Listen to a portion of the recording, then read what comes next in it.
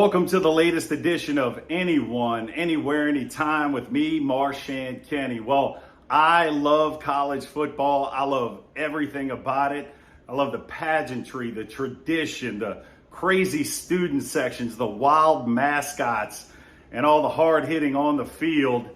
So I love it so much, I thought I'd go outside the box for this show, outside the Southern Miss world a little bit, and bring in a guy who knows a lot about college football, and his name is Mike Barker, but many of you know him as College Football Campus Tour on social media. I know you're going to love this interview and all the stories that he's going to share. Well, we haven't been in love too much with this football season that Southern Miss had. I mean, it hadn't gone according to plan, to say the least. But it is senior day for this final weekend at the Rock, and what that means is that those seniors get one last time to strap it up and play football at the Rock. And one thing I will always do is give respect to those seniors who put so much blood, sweat, and tears into this program. So seniors, for your last hurrah at the Rock, I salute you. Also, it is Thanksgiving week, so I thought it a great time for the fans to talk about what they're most thankful for with Southern Miss athletics. And we'll get into a lot of those comments in this next segment that we call 4 and Out.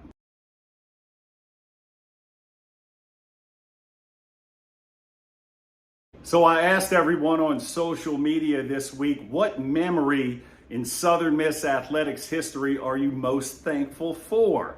I had a lot of good answers, but the name of the segment's 4 and Out, so I can only get to so many of them. First up, I love this one, talking about that Pete Taylor Park magic. It goes, I'm going to go with the 2022 baseball regional to lose the heartbreaker against LSU and then come back and win 3 in a row was, it's kind of, they put an emoji thing like here, so I kind of, it definitely was. I was actually at that LSU win. What a huge moment that was. Pete Taylor Park magic. Next up, the topics are baseball and football. It's a tough call for me between making it to the College World Series in 2009 or the football win over TCU in 2003. That 2003 TCU win showed the environment at the Rock can be among the best in the country when it's rocking. Yeah, that 2003 TCU moment was pretty awesome. Next up, getting on men's basketball. Talking about a specific moment here in the 1987 NIT win against Ole Miss that springboarded that team to the NIT championship. And I had a comment from a former teammate of mine, tight end Scott Harper, who had a late fourth quarter catch against LSU that set up the game-winning field goal to beat the Tigers on Saturday night in '94. So thanks Scott Harper for this comment, former teammate of mine. He says he's thankful for each time I got to put that helmet on with Southern Miss on it. I like that. And you know, I hit 4 right there, but why not? Thankful for the comments. Here's a 5th one. Comes from many football memories. I kind of had to wind the comment into one, shorten it. But the comment for the 5th one is the 94 LSU win, the 1980 and 1989 wins at Florida State, the 81 win at Bama, the 03 win against TCU at the Rock, and the 2016 win against the Kentucky Wildcats. Thank you so much for all the comments, everyone, and please keep them coming in. Well, I'm so thankful for this next interview because I love college football so much.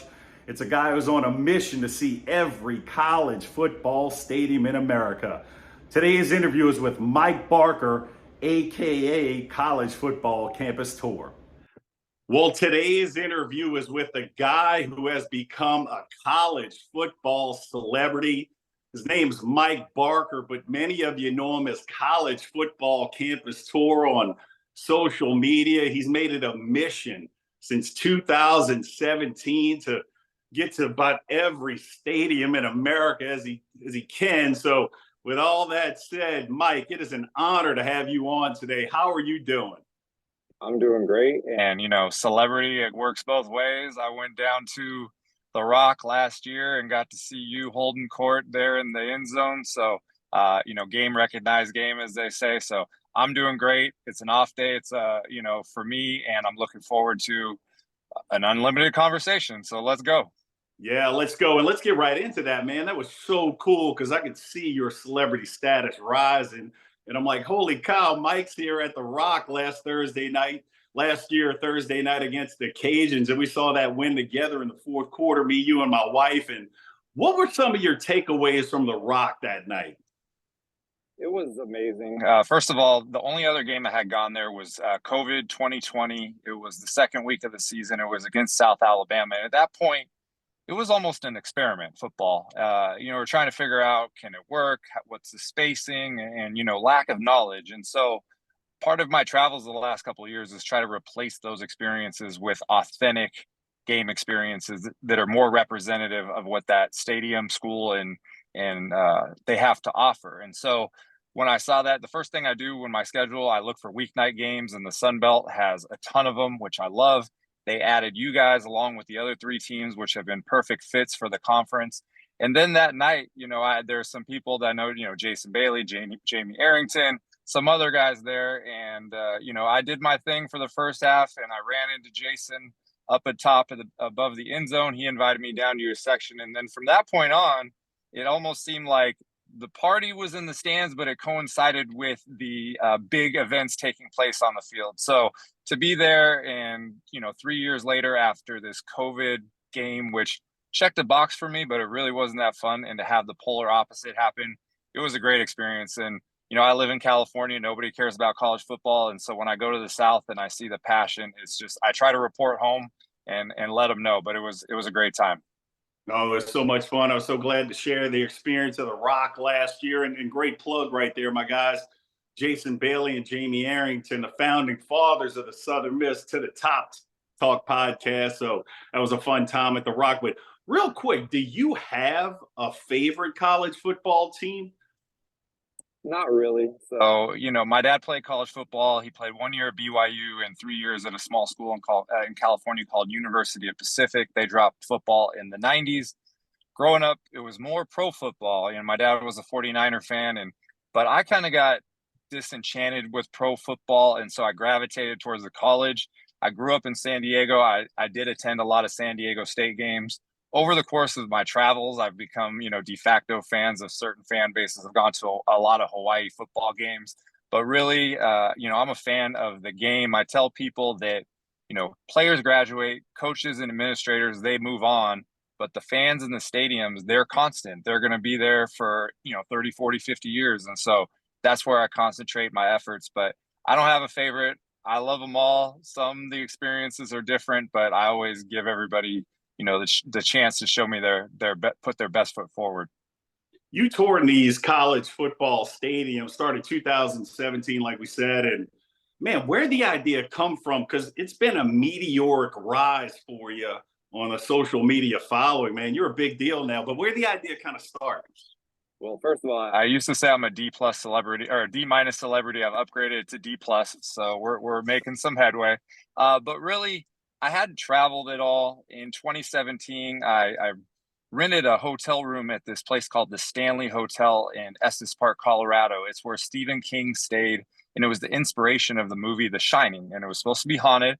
So I went there, and on the way up, there was Colorado and Colorado State, one of the best games my dad ever played. He played middle linebacker, and he said he had 19 tackles and interception at Colorado State. So I wanted to go there, and they had Hughes Stadium, but it was being replaced on campus, brand new canvas stadium. So I walked in, got to see a new stadium being built, which that one is one of the best G5 stadiums that's out there.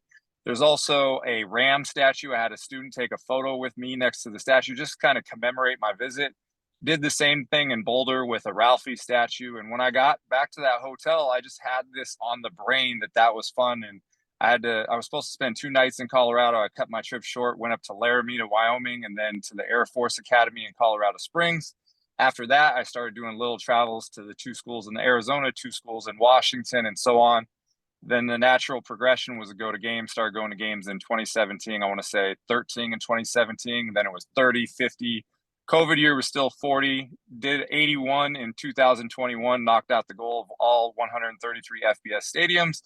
And here, we keep going. But really, it wasn't me sitting at home going, I want to accomplish this goal. And as I mentioned, earlier, nobody cares about college football. So I wanted in California. So I wanted to find out, is SEC bias real? Is Big Ten real? Because I've been watching these games, the ESPN primetime game on ESPN or Vern Lundquist on CBS. And so that was all of it. To imagine myself there, to travel, to become more worldly. And I happened to meet somebody at a game and they worked for Disney and they recommended I get on Twitter, and the rest is history, as I say. Oh man, that's awesome. Like I said, it's been a meteoric rise, and no wonder you and I vibed. Your dad, an old ex-middle linebacker. I'm an old Absolutely. ex-middle linebacker, Yep. brother. So no wonder we Yep. vibe. But the irony of you taking this call from your car, I mean, go figure. I mean, all you do is travel.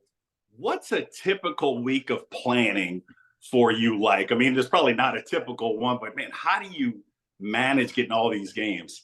Yeah, so I'm coming to you from the beautiful accommodations of the Planet Fitness parking lot. I think it's Westlake, Texas. I'm not sure. You are kind of jacked up. That makes sense. Of Planet Fitness, man. Yeah, well, if they want to sponsor me, I would love to do it. But really, the way I set my schedule, the very first thing is I always look for the weekday games. There's only two or three, maybe per weeknight, and those are ones that I know I can get to. And then what it comes down to is I always try for a 2-for-1 on Saturday. I'm looking for a noon game and a 7 game. And so if ideally right now, I'm also trying to chase the FCS goal. I'm at 76 out of 128. So in a perfect world, we're going to a noon game. The other day I went to Northern Colorado at 1 and I went to Colorado homecoming at 8 p.m. That was perfect. But really the other challenge right now is living in California and having all these Tuesday night games. If you were to fly home on Sunday, you get home Sunday at 3 o'clock. And then a lot of these Tuesday games, one in Boone, one in Jacksonville, Alabama, you can't leave Tuesday morning from California and make it to those games. So you got to leave Monday night, take a red eye, and then be there around 10 to make it. So the choice is go home for 24 hours maybe, or stay out on the road. So as I mentioned, this is a day off. It's cheaper to rent a car for $50 a day. And I always say, whatever the model of my car is, that I put the word hotel in front of it. So Hotel Camry, Hotel Jeep Cherokee. It's not what you want to do. But again, if you go to 60, 70 games in a 90-day period, and let's say a typical hotel is 100 to 150 bucks, you're literally saving $10,000 in a 90-day period. And you can either go to 10 games and be at the 5-star place, or you can go to 70 games and grind it out. And for me, the other thing I remind people of, week 0 was August 26th, and the last day of the regular season is November 25th. We're only talking about 90 days. So can you do it? Is America's race. It's a man test. It's all those things. But really the planning is almost the funnest part, because it's a puzzle and anybody is capable of doing it. But to figure it out and have it work out, there's a certain level of satisfaction for that. Oh man, so much planning I can imagine, but you make it happen. It's fun to see it happen on social media. And one thing about this Sun Belt, there's a location considered tough to get to, even though it's pretty awesome. That's Boone, North Carolina, and Appalachian State. You got to fly in and drive an hour to get there, what have you. And there it is. What have been some of the toughest places geographically, or due to roads or travel with plane, to get to for you? Yeah, that's one. Boone is, the elevation is 3,333 feet. It's the highest elevation for an FBS school east of the Mississippi River. So it's always a challenge to get up there. You don't have phone service, it's difficult. But really, some of the schools that, this year I'm stuck on doing 2-for-1s. And so I haven't been able to get to Knoxville in Tennessee, for example. Earlier this year I did a Thursday opener at Abilene Christian, because that's out by itself. Texas Tech had a weeknight game in Lubbock. You can't double up that one. You have something like Florida State. You can do with Florida A&M, but they don't always play on the same day. So really, you also have the Montanas, the Boise is all by itself. So when I talk to people, I point, and when I'm pointing, I'm thinking of the map, and it really is a challenge. And then the other thing, as I mentioned with the FCS. A lot of schools in the Northeast, they don't have lights. They don't play night games after October 1st. So you're just searching constantly. But to not have your schedule planned out because you're looking for that 2-for-1 every Saturday is fun. But you know what it's like to try to book a flight in December. Thanksgiving is the most expensive time period. So, but those are some of the places. Anything that's isolated by itself, you're not going to get a 2-for-1, and you have to dedicate either a weekday day is like the lottery. If not, you're going to set aside an entire Saturday, which is fine. But right now we're being greedy. Man, it's amazing you do what you do with all this planning and getting all these games, and we see it firsthand on social media.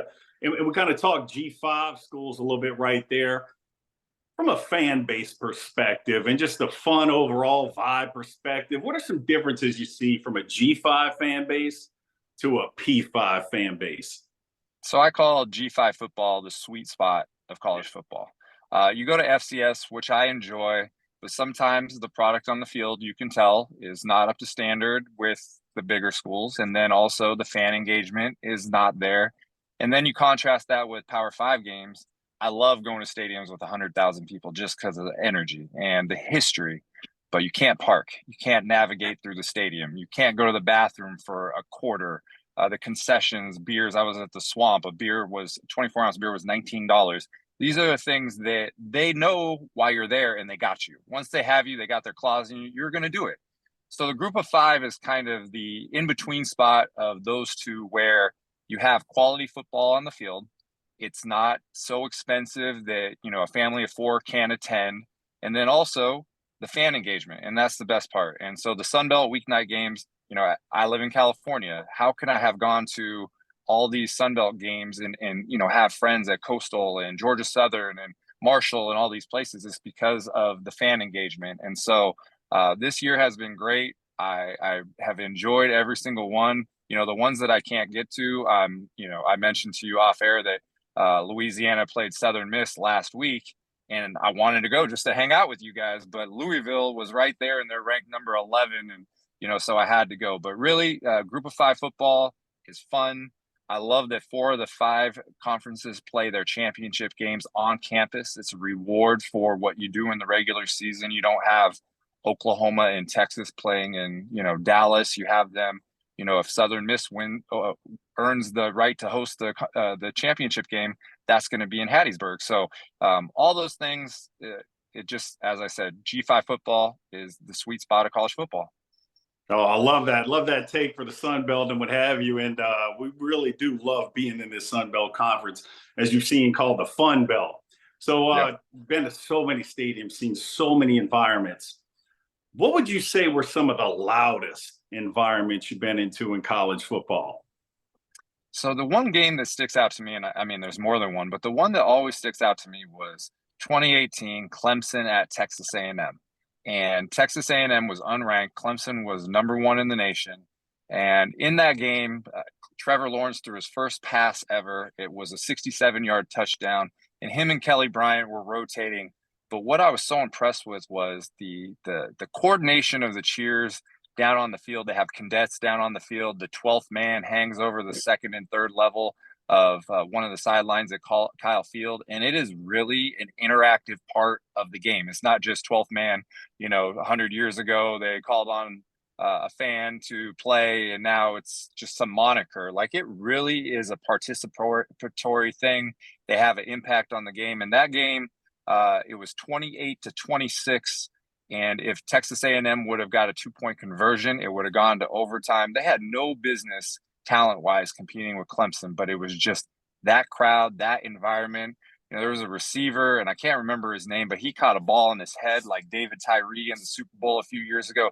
They were just elevated to make these great plays. And so to me, that was one of the loudest. Another one I'll throw out to you is Autzen Stadium in Oregon. Keith Jackson, my favorite announcer of all time, he had a quote that per square inch, Autzen Stadium is the loudest in the world. And they played Washington last year, and that play, it's a fierce rivalry, and that place is just lit up. And you love those things. That is deep in the ground, so the sound reverberates all over the place. So, it comes in different shapes and sizes. Some people, I've been to the Penn State Whiteout, those sort of things. But those two environments, to me, just, you're looking around, you're like, wow, this is intense, and you love it. You love it. Oh, man, great takes right there, too. And you mentioned Keith Jackson. I was born in 1974, voice of my childhood. Whoa, Nelly. I mean, I couldn't get enough Keith Jackson growing up. Well, it's funny because I talk to people about, like, I haven't figured out a tweet how to do it, but tell me the game that crystallizes your fandom how you remember growing up. And for me, it was Colorado at Michigan. I want to say 1993. It was before the big house got those suites on there. So it was just a giant 100,000 seat bowl. And that was the game where Cordell Stewart threw the Hail Mary. It bounced off the guys. Michael Westbrook caught it. And Keith Jackson, his call, Bob Greasy's on the play-by-play. I loved it because they are businessmen. They're talking about football. There's no jokes. There's no, what are you doing this Saturday? And, Bob Greasy's not pulling the when I played card. So it was just straightforward, and I loved it. And the call, Keith Jackson, he just sees it and he goes, incredible. And to get him to have that kind of emotion, and factor in 2 out-of-conference teams, both playing top 10, not worried about they lose, then their season's over and they're not making the playoffs. So Keith Jackson, I mean, rest his soul. He did everything possible, but growing up, like, same way. He's the standard in which other guys are measured by. Yeah, definitely. Voice of my childhood, one of those guys, man. And so, college football fan bases are known to be sometimes a little crazy and wacky at times. Who would you say are some of the most passionate college football fan bases out there? Oh man, so there's a lot of them. I do. One that jumps out is UCF Twitter Mafia. They are Central Florida, right? UCF Central Florida. Yeah. Central Florida, yes. So they, their rise has been meteoric. I mean, they started the program in 1979. They were playing in old Tampa Stadium, the Big Sombrero. That place held 50,000, and they were getting like 8,000 or 9,000. And just to see them level jump, I mean, they were in the MAC at one point. They've been in the AAC for a few years. They went undefeated, and they claimed that 2017 Collie Matrix National Championship. And then last year they made the jump up this year they made the jump up to Big 12. Those guys, they are like gang up style on Twitter. I love that. And again, it comes in all different sizes. You go to Power 5 schools, they know that they have you. And so where do you want to go where fans can make a difference? I've been to Georgia Southern twice, once in 2020, the 100th stadium I ever been to. I was on the news. I shot the howitzer on the field at the end of the game, which a coach from A-State complained about, and so they don't have it on the field anymore. And then I went a couple weeks ago, same thing. Also, I tell people Boise, those are the nicest fans that you've ever been to. They will educate you throughout the game. There's a section of guys that dress up as Elvis, so you get that. Really, what I say is it's like Baskin Robbins. What's your favorite flavor? What do you want? Do you want the huge giant experience where you're part of something big, but your like importance there is very minimized because it's just such a huge gathering? Or do you want to be, big fish, little pond, and go somewhere where you get a lot of focus? And I like to tap into all of them. And I think that's part of the reason that my account, people like my account, is because you can't just go to one or the other. At least that's the way I look at it. I want to showcase all levels of college football because, to be honest with you, I think there's over 800 college football programs, and I think we got like 64 Power 5s, which means 730 of them are below Power 5. And you can't ignore 92%. I'm doing math in my head, 92% of the college football base. So what do you like? And when you figure that out, it's out there. Oh, that's awesome. And it may be hard to pinpoint this for you because doing what you do, you've probably seen some wild and crazy stuff. Without naming names or universities, I'm going to pin you down.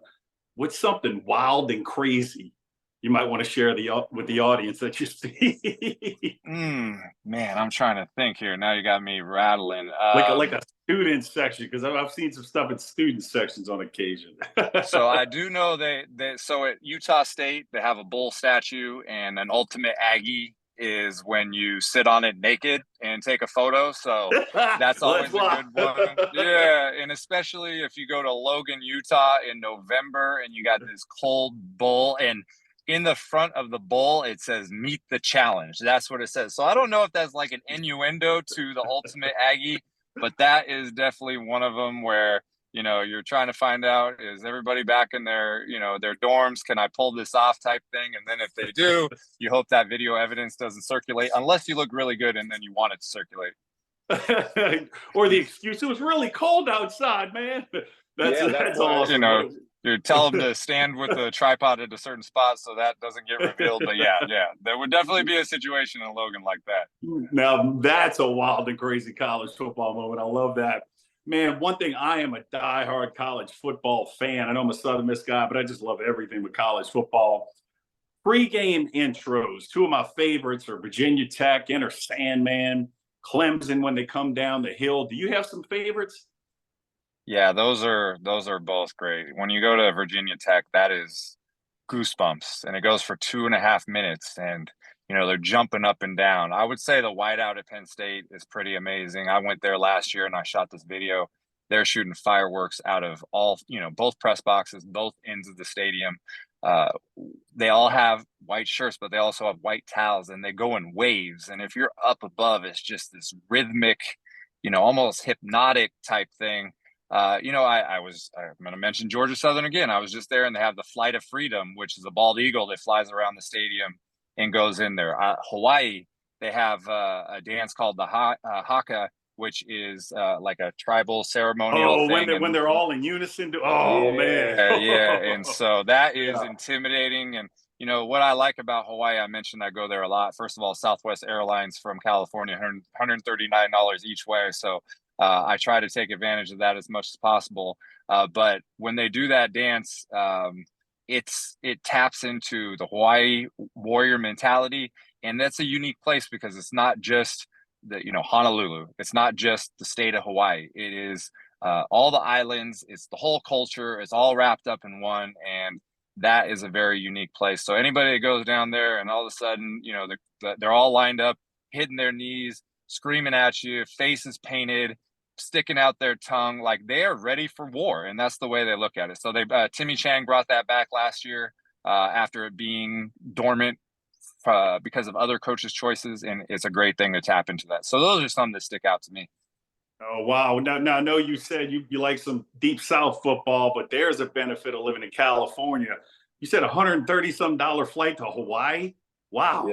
Yeah. And I mean, Southwest. Wow! The other thing is I have the companion pass with Southwest Airlines, which means somebody can fly with me for free. So when I'm on dating apps, I would say, maybe you don't like me, but maybe just go to Hawaii and I'll meet you back at the airport at the end. But there's a high school college or a high school all-star game at the end of in January. It's called the Polynesian Bowl. It's on January 20th, and you get guys. The Rock is being inducted in the Polynesian Hall of Fame this year. Tua has been there, Marcus Mariota, and so I like to, after all these months of grinding and sleeping in cars and showering and in Planet Fitnesses and making oatmeal and paper cups in my car, I like to end the year at the Polynesian Bowl and just a little bit of R&R.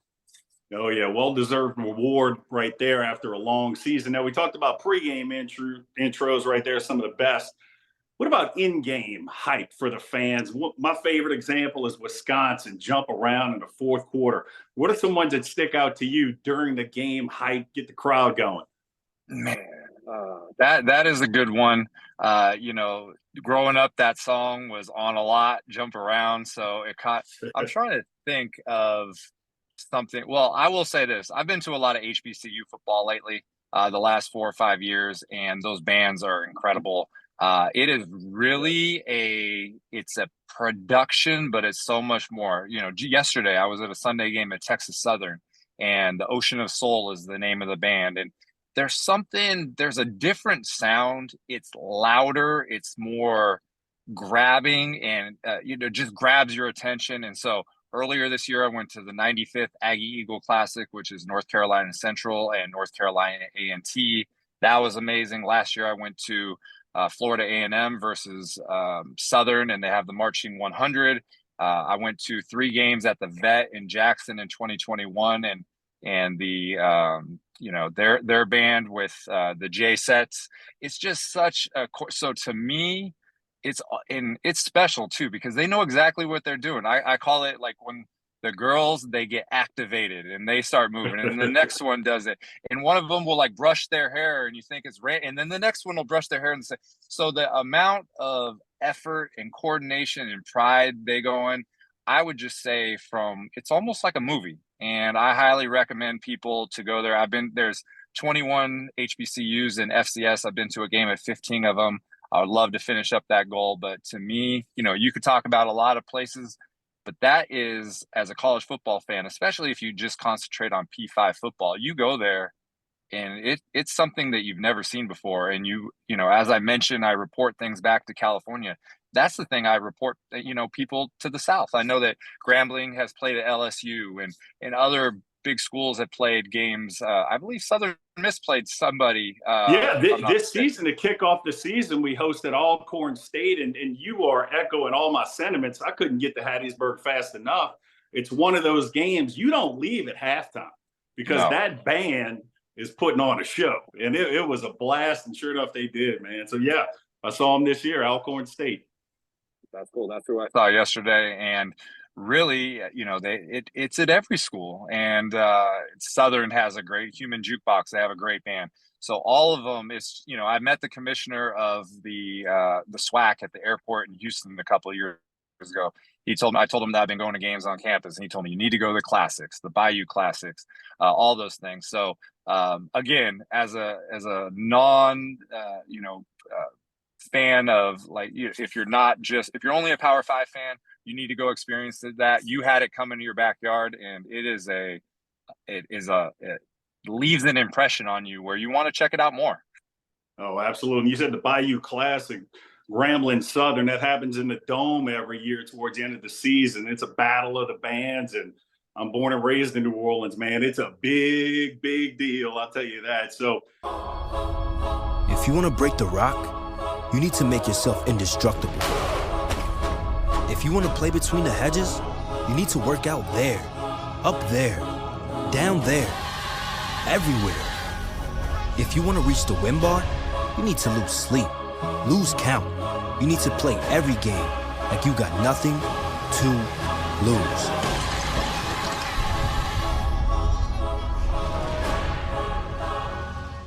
But speaking of a big deal, one of the most fun things I see on social media, Mike, is you and obstructed view alert. It's a time where you go to these games, but you find a spot in the stadium where you can actually sit, where there's a possibility of 80 to 90% of your view of the field is obstructed. Man, talk about that. And if anybody hadn't seen this, go to Mike Barker's College Football Campus Store social media. Look at obstructed view alert. But take it over, Mike. I love it. I can't get enough of it. Yeah, well, I see you in my comments, and I love it because you got the great little gifts there. But really, so I preface this by saying I love stadiums. I put my love of stadiums up against everybody. So the reason I say that is because there's always not a great reaction. But I will say what originally started out as in Wyoming 2019, I went there. They have a place they call the Knot Hole. It's an affectionate name, but essentially what happens at stadiums, they built them original. And let's say they were just a bowl. And then at some point they want to upgrade the stadium. So they put in a press box. That press box intrudes on some of the bleachers. They remove those bleachers, but they don't remove the ones on the side. And so the ones on the side end up creating an obstructed view. Now, stadiums could correct that by removing the seats, but I believe they like the aesthetic look of the bleachers going all the way up against the press box. Oregon State is one place where they sat down and they looked, and if it was blocked, they removed the seat, and there's just a concrete step. And nobody's going to confuse a concrete step for an actual seat. So I've been doing those for a couple of years, but in last year at Western Michigan, it was a Wednesday night game, and so we call out people. They didn't respond to my credential request, so I was like, how can I get them back, right? And so I saw the seat, and I was like, all right, let's do it. And so they have a little 2-seat, people were calling it the makeout seat, the vape seat, whatever you want to call it, and it's right next to a brick wall, and it sticks out. And on the left of it is a fence, and you can only see down the 100 yards, maybe about 5 yards of the field all the way down. And so I did a photo from the view, but I asked somebody to go behind me and take a photo of my head, kind of giving the perspective of the fan. And when I tweeted that thing out, you always try to put a good caption out there, worst seat in college football, buyer beware. And a football field is 100 yards long. So you talked about the percentages. I simply calculate how much of the field you can see 30 yards, and it's 30%, 25 yards, whatever. And then you have fun with it. You call 8%, 4%. And in the comments, people will say, that's a pretty exact number. And then someone will comment, he knows what he's talking about, So, but once I did that from behind, it kind of just went like wildfire. People didn't know if that was an actual person seated there, and I took their photo. I always try to look as intense as possible when I'm watching the game. So even though you only can see 4% of the field, like I'm into it, And so you started doing that. The Barstool Arizona Bowl was played at Arizona Stadium in Tucson. That one is me next to a concrete wall. That thing went wild. And then, this year, the kind of the thing that changed the trajectory of my account was at USC. I knew about the seat at USC for a long time. The Coliseum had 92,000 seats. In 2018, they started a press box project. They took away 15,000 seats, and they had these seats on the side for, as a result. They're not for sale, but I hadn't got to that stadium for 2 or 3 years. And then somebody that I follow on Twitter, a writer, he posted a selfie at the game of him holding up a beer. And I sent him a message. I was like, I need your help. And so we go up to the spot. He climbs in the little cubby, the little concrete cave area that's left. He takes this photo. I look at it and I said, this is about to go crazy. And it went out there. It was like 18 million views, and Bleacher Report and Barstool and all that. And I will tell you that every college student in America knows those photos. And I go to this, either I got invited to the Georgia Spike Squad or the Purdue, the Ross Aid Brigade. I was at Statesboro a couple weeks ago, and Delta Chi Frat invited me down there for beers. And so it just has opened all these doors. And, I tell people that the back of my head is famous, not the front of my head, but we'll take it. But it's, Saturdays now, I got other people taking these photos in the same way, tagging me. A couple of weeks ago, Takeo Spikes, former linebacker in the NFL. Oh, man, I love watching Takeo from Auburn, middle linebacker. He was a stud. Yeah, he played for the Niners for a couple of years too. Mm-hmm. And so he did the speech on before the field to get the crowd revved up. I think they put him in their Ring of Honor. Well, he got put in a suite, and it had an obstructed view. And he had somebody take a photo behind him just like me. And when I saw that, and he said, what's up with this obstructed type view? And so it was just like this cultural phenomenon moment where, like, wow, you tapped into something. So now it's my responsibility to go find them. And, my analogy is when you drive by somebody with a flat tire, you look out the window and you're like, oh man, it sucks for them. But then when you hit something and you get a flat tire, it's not so much fun. But, we put it out there, and a reporter is supposed to report good and bad. And that's what I try to do. Man, it is there. You hear the saying, a picture speaks 1,000 words. Every time you do that, it speaks of so many things. My favorite part of it, there's so much comedy, is how you're sitting. You're so stoic. Like, I don't know. That's my favorite part. But anybody hadn't seen that, go check out Obstructed View Alert. And would you say maybe at first some of the universities and school fan bases upset with you have swayed to where, no, this is pretty funny and cool, as the tables turn towards they like you doing it? I don't think they like it. The tide is turning a little bit. Earlier this year at Boston College, the SID there, he just annihilated me on the phone, and I let him do it. And he called me during the game, and you're not going to get calls during the game for, hey, your photos of Alumni Stadium were amazing. You're not going to get that phone call. And so part of I have a conflict now because I may not apply for a credential, because let's say beat writers need a credential to do their job. And if you need access to do your job, well, you're not going to anger the person who's allowing you to do your job. Social media people are a little bit of a wild card, because we have this platform where, it could be used for good or, quote, evil. And I want to go, people get excited when I visit because I'm going to showcase the school. But, there's quirks in these stadiums. It could be anything. And I always bring up 2 examples. LSU Tiger Stadium started out with 12,000 seats. Now it has over 100,000. There's probably been 10 renovations. Neyland Stadium in Knoxville started out with 3,200 seats, and now it's over 100,000.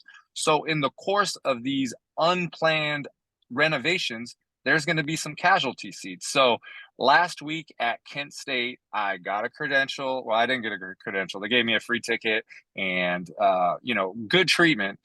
And I found an obstructed view and I took the photo and I got a message from the SID there. And he said, we would like to make you the Meyer fan of the game, which is a grocery store in the Midwest.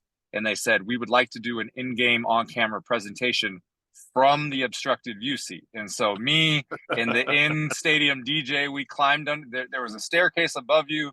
There was a staircase landing above you. To the left was a staircase. To the right was the coach's box. So it was all covered. And we did this one and the camera panned in and out. So they were, and I put a message on Twitter. I screenshotted the guy's tweet, not revealing identities. And I said, this is how you do it. This is what you lean into. And chances are you can't fix your stadium, but these almost become like a tourist stop as part of the stadium. Hey, I put the section number, I put the row number, I put the seat number. You can go sit in these yourself. You can take the same photos. And the other thing is I have to demonstrate how to take the photos. And so I'll have someone sit there. I'll take one from behind. I'll take one from the side. So I probably have like 25 photos of my phone of random people, the back of their head that I took. And I thought, we could do a calendar of there's a lot of things, but really, I hope that the tide is turning. But again, people, it's hard to even get fans to take a photo and help me because now they know who I am and they think I'm going to bash their stadium. So a lot of times I got to go to the opposing fan. Hey, do you want to trash the swamp? You go find a Florida State fan. So it's complicated, but I'm trying to have a good attitude about it. And it's 97% positive, 3% negative, as far as I can tell. I love it. Great story right there, man. Obstructed view alert. It's one of my favorite things. And one of my favorite things I saw from you recently, man, every now and then you'll get really caught up in the moment and storm the field for a big win. What all of a sudden makes you feel like, you know what? I'm running. I'm storming the field. When does that vibe like this is the time to do it kick in? So I have stormed the field at 13 FBS stadiums, and I've done it at 3 FCS stadiums, and I've done Wyoming twice. So I'll put that record up against anybody. But really, we all still want, probably better than everybody. Like being in a college atmosphere, you don't, my hashtag is never graduate. Like we don't want to graduate. We have to do our thing with our responsibilities and all that. But we wish we could be there forever. So this account has given me a tie into college football. You have a tie down there in Hattiesburg, and as an adult, you gotta be really grateful for that. And so for me, I will be at a stadium and all of a sudden it will hit me that there's a possibility they can rush, or I'll see students with their foot on the rail. I'm like, oh man.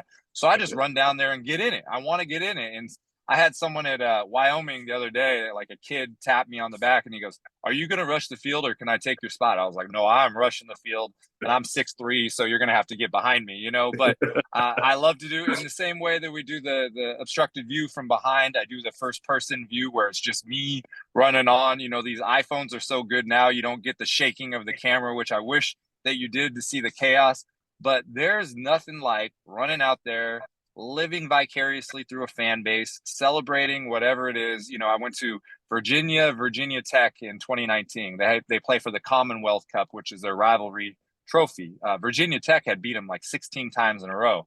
They won, and it was euphoria. It was getting a monkey off the back, and here's me, just this neutral guy all in the middle of it. I describe myself as a ghost, and you see me, but you don't notice me. And I love that I'm able to do that, but if everybody at the stadium was like me, it would be the worst place to be. It would be no fun. So it's all these things, but like really I have a dorky saying that my camera is my eyes and my brain is my DVR, and that's what you live with. That's what you get. So to have that moment rushing the field, some of these kids, it's their first time ever done it. I will say this, the bar has been lowered for rushing the field as far as, hey, we beat somebody and, they're ranked. They received votes in the AP poll this week. Let's rush, But you can't criticize kids because if they're a freshman and this is their first opportunity, they're going to do it. But yeah, there's nothing better than that. I hope they don't outlaw it. I don't like the videos where I've seen where people are being combative with players and putting them in that situation. Yeah. But again, obstructed views, 97% good, 3% positive. You could probably say the same about rushing the field. Man, you are just becoming a part of college football, even with rushing the field. And a lot of times that rush to the field happens with big rivalries. I mean, me personally, Southern Miss versus the Louisiana Raging Cage is my favorite. But next up, like Army Navy is my favorite, Alabama Auburn, and let's go Michigan Ohio State. Some of the big ones. What are some of your favorite rivalries that you may have attended in person even? I love hatred. It's There's great. It's great. Yeah. And Western Kentucky, Middle Tennessee, the name of their rivalry is 100 Miles of Hate, and they're literally, you Google them, 100 miles apart. So you love things like that. I do get frustrated with rivalries where it's like, let's say Oklahoma State, Bedlam. It's like 85% Oklahoma wins, so it's not really a rivalry. But some of the rivalries that I like Georgia Southern, App State. That's one where, and that's what's cool about the whole region, even where you guys are. You guys grew up together. But yeah, so in California, USC, when they're good, they create a lot of rivalries, whether it's Notre Dame, whether even Cal. But I went to, I'll give you another small one, UTEP, New Mexico, the Battle of I-10. They're separated by only 40 miles out there, and they just had the 100th one. So, I'm not thinking of the perfect one off the top of my head. I went to the Iron Bowl last year. That was great. But really, any rivalry where they dislike each other a lot, I want to be right in the middle. And as a neutral fan, I can, say, he said this about you and he said this about you, and let them go at it and just kind of sit back and watch. Oh, I said some of the big name rivalries, Army Navy, Michigan, Ohio State, what have you. But one thing I do love about rivalries are some of the ridiculous trophies out there for the team that win. What's maybe a ridiculous trophy or two you've seen? Like, because we don't have one with the cages. And I'm thinking we should get a trophy with like a crawfish fighting an eagle or something. I don't know. What's a ridiculous trophy you see? Well, I know there's an account on Twitter, Rage and Review, and they've done like 80 days in a row, like, we need a mascot. So part of having is the mascot. I know that that Utah State and BYU, they play for a wagon wheel. There's actually one near you where it's what is it? Nichols? Is it Nick? It was Nichols and down the bayou, Cajun country, man. Yeah, Southeast Louisiana, and they have one where they're just separated by a river down there, and the trophy has a river running through it. So those are some. But really, like, you go on social media and somebody wins and they hold up this trophy, and you're like, "What is that? How about the spud potato between Idaho and Idaho State?" So when I go through these, the athletic facilities, and I see some of these trophies, I always try to snap them and put them on, and the more unique, the better. And if you guys can create something fun, a fleur-de-lis and a golden eagle or something, that would be, grabbing the fleur-de-lis, something like that. Oh man, I mean, we got to have a trophy. It's just too big. And but man, we hit on a lot of fun stuff with college football. It means so much to so many people, and you become a very big part of that. Do you have any plans after the season to attend certain bowl games? So right now, I don't usually go to bowl games, okay? Because a college football purist loves the home road dynamic on campus. That being said, there are bowl games that can be fun, but more importantly, I'm trying to set an all-time record for most games ever attended in a single football season. So right now we're at 59 games. I just announced my schedule for week 12, that going to 6. So Tuesday, Wednesday, Thursday, Friday, 2 on Saturday. So that put me at 65. I think next week there's a Tuesday game. There's no Wednesday game. There's, Thursday Egg Bowl. And I've already said I'll never go home for Thanksgiving again. So we got that. And then Friday. So I think I can get to 70 by the end of the year. I love the FCS playoffs because they play on campus. I think I can go to 3 weekends in a row, a Friday and a Saturday. That would be 76. And I charted out the bowl games, and I believe I can get to 14. And most of them are either Alabama, Florida, or Texas.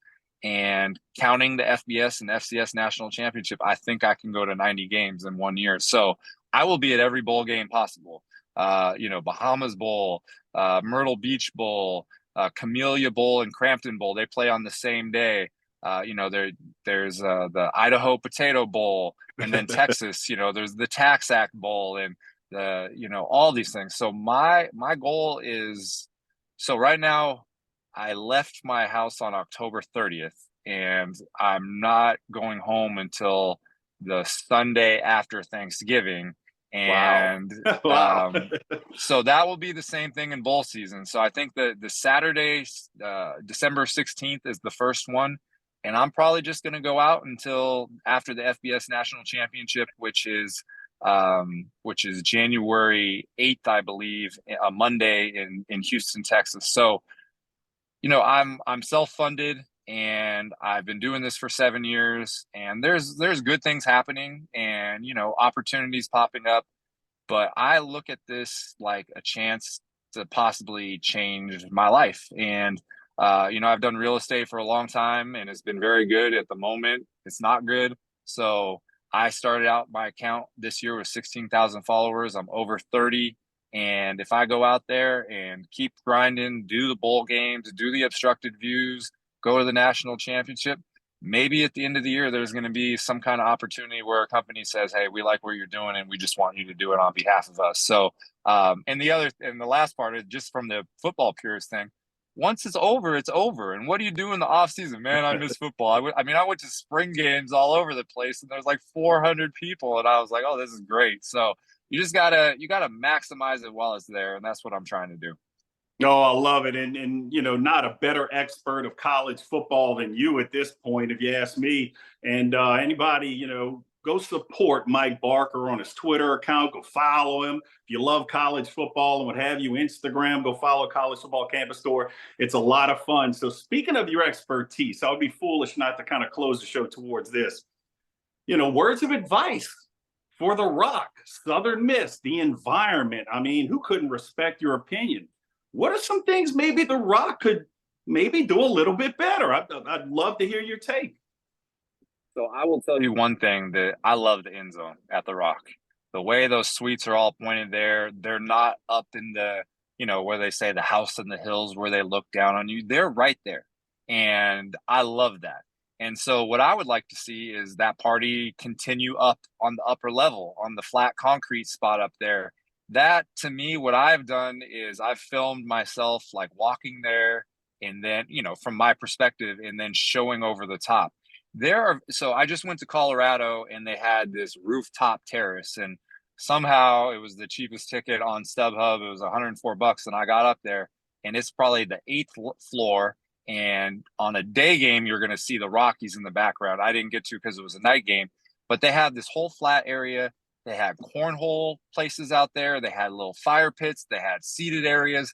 And then they had a little indoor bar with TV going.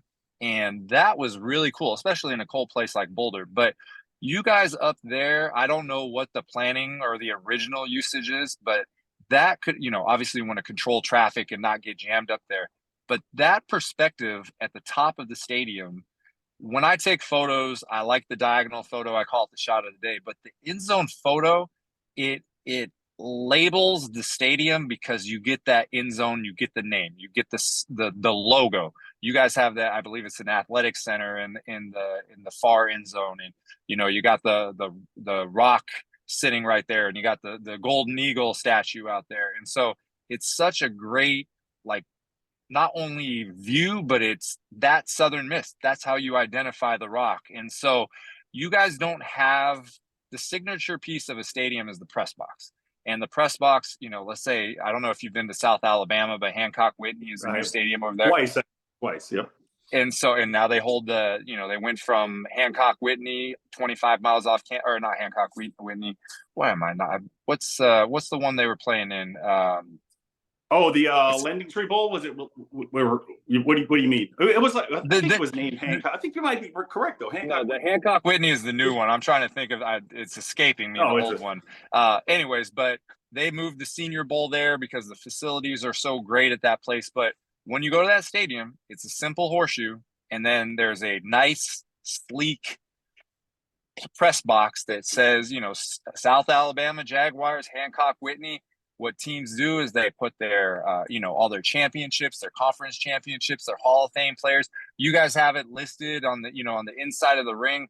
But since the Rock doesn't have a press box, you have to lean into what it does have. And so, I was just at Buffalo last week, and they have a track around their field, and everyone hates it. Okay, everyone hates it. And I talked to the guy, and they say it's $50 million to do this, and I think it's worth it, but it's not my 50 million. But really, I wanted to kind of figure out a way to tweet. If you don't like how your stadium is ranked, you have the power to fix it. And I'm not saying that the Rock has low, but there are things that you can do to lean into it. So again, I think that lower level end zone area, that's where I hung out with you and Angela down there. And that's a great place. Those outdoor suites, they're, private, but they get you right on top of the action.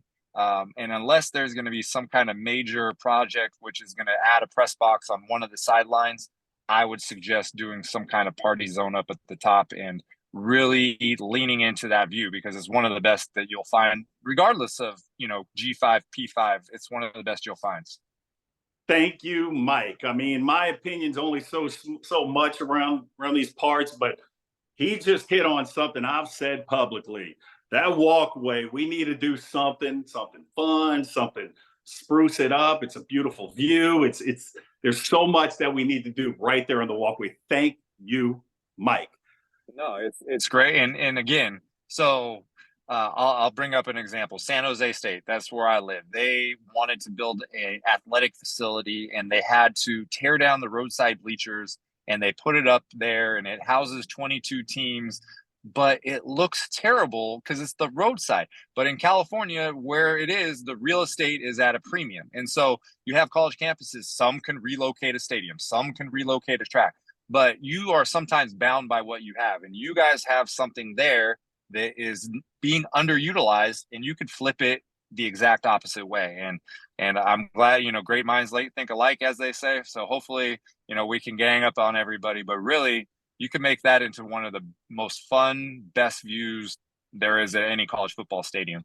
Well, I appreciate that, Mike. Appreciate the words of advice from a true college football expert. Mike, it has been an absolute honor to have you on. I can't thank you enough for being on my show today.